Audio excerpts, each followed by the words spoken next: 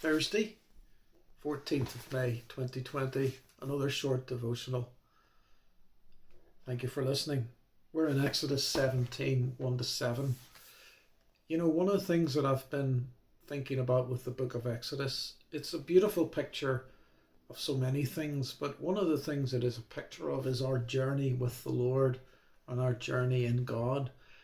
And it's almost like we can understand different parts of our journey when we look at the story in the book of Acts.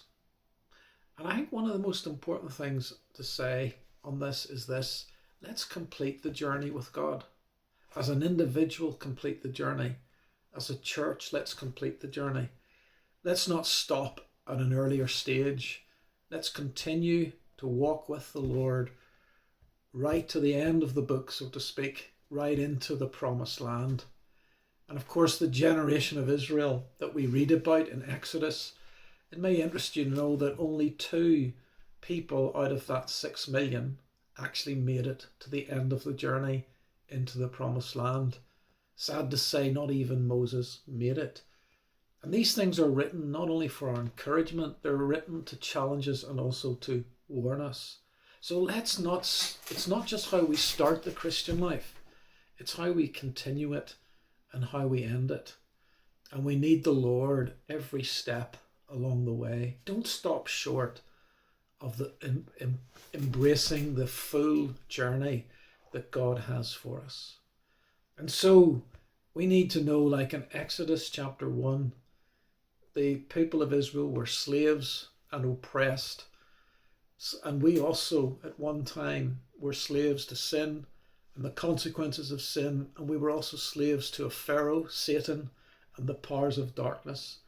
And one of the most important steps of this journey that we need to have taken is to know that we are absolutely delivered and set free from the power and the penalty of sin, and also from the ruling power of Satan and demonic forces. And when Christ died to deliver us and set us free, he wants to set us free from all that negative stuff, all that bad stuff, and all that evil stuff. Let's walk in freedom. It says in the New Testament, it is for freedom that Christ has set us free.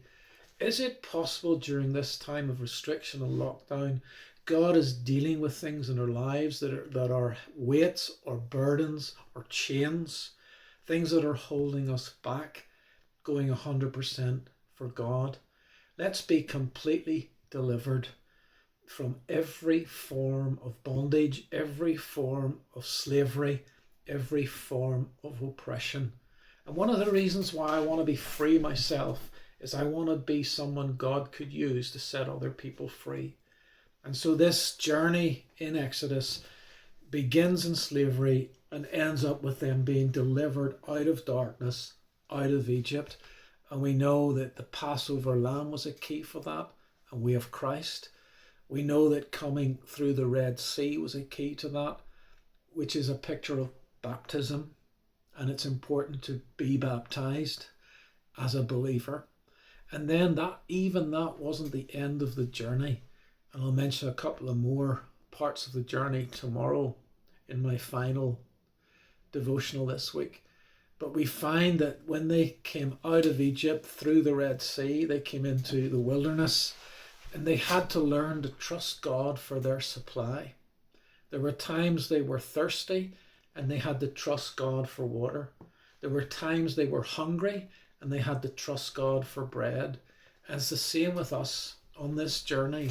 Every day and in every situation, we need to learn how to trust God to supply us with the spiritual food we need, the daily manna we need, and the spiritual water we need, which also speaks of his Holy Spirit.